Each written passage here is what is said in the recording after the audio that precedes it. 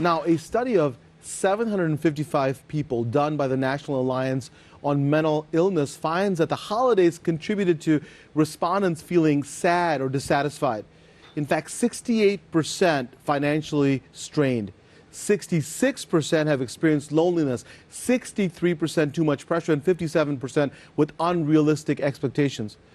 In addition, 55% found themselves remembering happier times in the past, contrasting with the present, while half the folks were unable to be with loved ones. Now, these are some staggering statistics I think that can be a little scary for folks. Here to give us more of an insight on the holiday blues is clinical therapist Tamika Reeves. Welcome.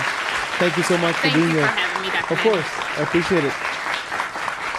Such an important topic. While stores are gearing up for record sales, right? You hear about all in the news. Cities all over are putting up festive decorations. TV commercials are reminding us of the joyous occasion and preparing us with time to spend with family. We don't realize the emotional and mental stress this brings to millions every year, especially for those like Brittany dealing with an additional layer of stress because of a loss of a loved one.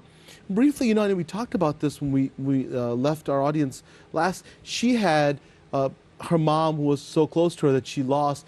In addition to everything we talked about, how much of a stress does that put on?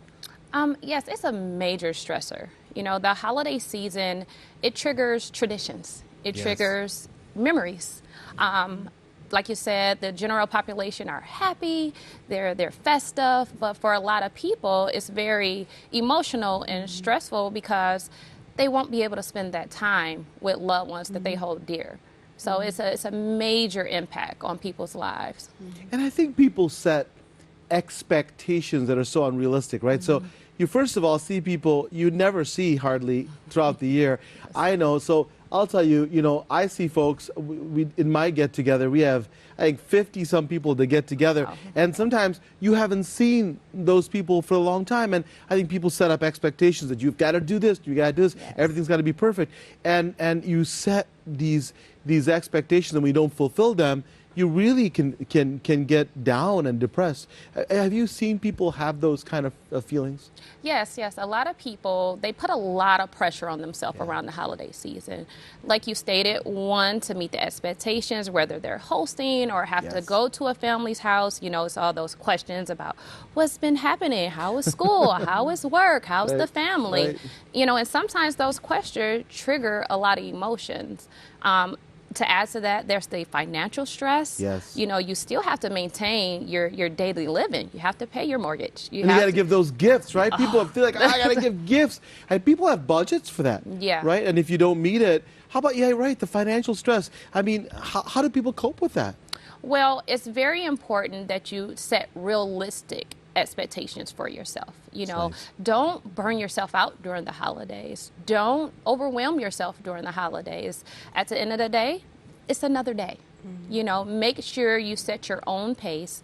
Make sure you do what's comfortable for you, and make sure you put in other things for yourself, such as exercise, eating well, going to therapy, spending time with friends. So set time aside to do just your normal daily activities that bring you joy and fulfillment. And I think we forget that this is supposed to be a time of enjoyment, right? At the end of the day, it's supposed to be where you celebrate family. It's not about what kind of Nintendo you got, or is it PS, whatever number it is. It's really about that. But then there's this whole diagnosis almost of the holiday blues. What is it, and when can folks who are watching say, there's some signs that my family member may be in trouble? Maybe you can talk about that a little bit. Yes, holiday blues. So it is more so a phase of a specific type of mood.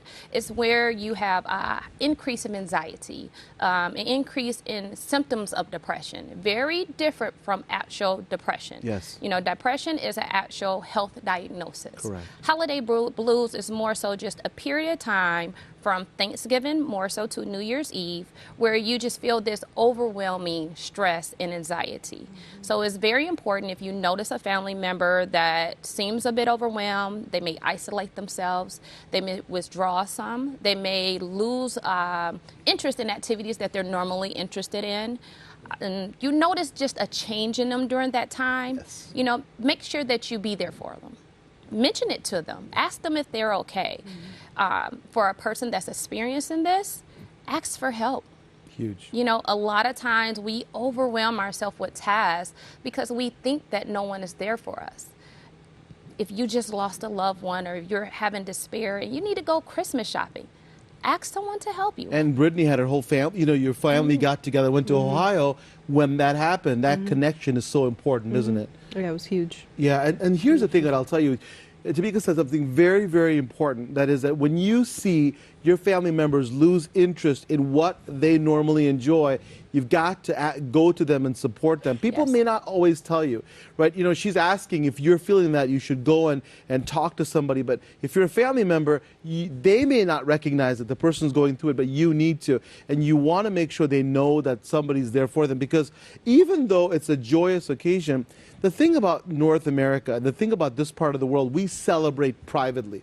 What do I mean by that? If you don't have family, man, you feel like you're the only dude in the planet that is alone, right? Everybody's like, oh, got parties everywhere, and ho, ho, ho, and he, and there's 70 people in your house. I got nobody, right? I'm alone with my TV dinner, watching football, and you know, woe to me. So this feeling that's there, that's given by the media and all the expectations, you have to recognize. If you're a family member, reach out. If you're a friend, reach out. You know, my wife's family often brings in people. We see a new face every time because they bring in strangers that don't have anybody. And so one of the biggest messages is that support people through this time.